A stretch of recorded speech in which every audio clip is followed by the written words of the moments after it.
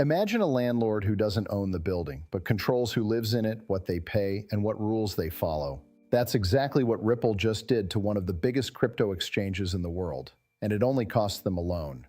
We are watching Ripple rewrite the rulebook on how you dominate an industry, not by spending billions buying your competitors, but by financing them into dependence.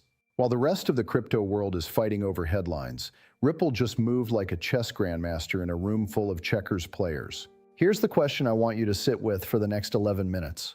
What if the most powerful moves in this space aren't the ones being announced loudly, but the ones hidden in the fine print? I'm not here to hype. I'm not here to sell you a dream. I analyze. I break down. I follow the structure, not the noise. Welcome back to The Calm Analyst, where we don't react, we dissect. Let's get into it. Let's start with the biggest story that most people are completely misreading. Ripple just extended a $250 million credit line to Gemini. On the surface, big business deal. Ripple has capital, Gemini needs liquidity, standard stuff, move along. But that's not the story. The story is buried inside the terms. And when you read it carefully, you realize this isn't generosity. This isn't a friendly handshake between two players in the same space. This is architecture, deliberate, calculated, and quietly devastating if you're on the wrong end of it. Inside the agreement sits a clause that most headlines completely skipped over. Gemini must hit RLUSD holding and activity thresholds, or face interest rate hikes jumping from 7% to 10%.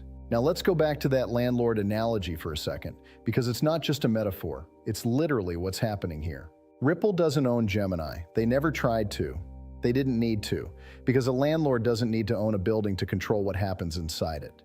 They just need to hold the lease. And that's exactly what a $250 million credit line with embedded performance clauses is. It's a lease, it's leverage, it's a quiet form of control dressed up as a favor. Every time Gemini needs to draw on that credit line, and they will, Ripple holds the lever, tighten the thresholds, raise the requirements. Make sure RLUSD isn't just present on the platform, but dominant on the platform. And here's what makes this so surgically different from what we saw with Circle's deal with Coinbase, where Circle handed over equity ownership just to get distribution. Ripple isn't taking a piece of Gemini. They don't need a seat at the table. They built the table. Gemini sits at it by choice, under terms that serve Ripple's long game. If Gemini plays this right and genuinely leans into RLUSD, they become more competitive. So it's not purely extractive. There's real upside for both sides. But make no mistake about who is holding the strategic high ground in this relationship. This is what intelligent capital deployment looks like. And it's a preview of how Ripple intends to expand RLUSD adoption, not through marketing budgets and billboard campaigns,